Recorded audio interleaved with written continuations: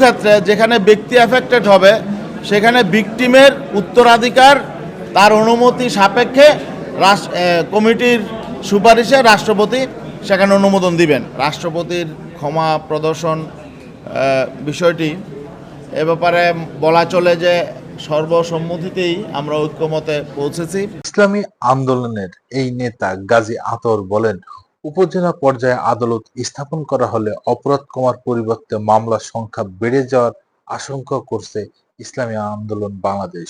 দলটি মনে করছে অতীতে উপজেলা পর্যায়ে আদালত থাকলেও সেটি বন্ধ হয়ে যাওয়ার কারণে বিশ্লেষণ করা দরকার। জাতীয় ঐক্যমত্য কমিশনের সঙ্গে আলোচনা শেষে সাংবাদিকদের কাছে দলের এই অবস্থান তুলে ধরেন ইসলামী আন্দোলনের যুগ্ম মহাসচিব গাজী আতাউর রহমান। উপজেলা পর্যায়ে আদালত স্থাপনের বিষয়টিকেও আরো ভেবে দেখার আহ্বান জানান তিনি। রাষ্ট্রপতি ক্ষমা প্রদর্শনের বিধান বিষয়ে জাতীয় ঐক্যমত্য কমিশনের প্রস্তাবের সঙ্গে একমত পোষণ করে ইসলামী আন্দোলন।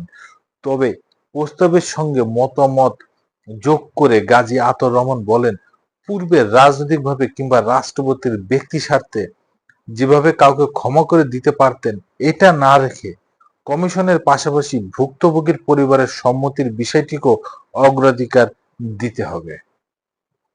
বিচার বিভাগ বিকেন্দ্রীকরণ বিষয়ে ঐক্যমত্য কমিশনের মূল প্রস্তাবের সঙ্গে একমত পোষণ করেছে ইসলামী আন্দোলন বাংলাদেশ। গাজী আতাউর রহমান জানান, ভৌগোলিক অবস্থান অনুযায়ী অগ্রাধিকার ভিত্তিতে বিভাগীয় পর্যায়ে হাইকোর্টের বেঞ্চ গঠন করার বিষয়ে তারা একমত। এক্ষেত্রে প্রথমে 4 বিভাগ এবং পর্যায়ক্রমে 8 বিভাগেই গঠন করা যেতে পারে। বৃহস্পতিবার ঐক্যমত্য কমিশনের সংলাপে ইসলামী আন্দোলনের পক্ষ থেকে আরো অংশ নেন দলের যুগ্ম মহাসচিব আশরাফুল আলম।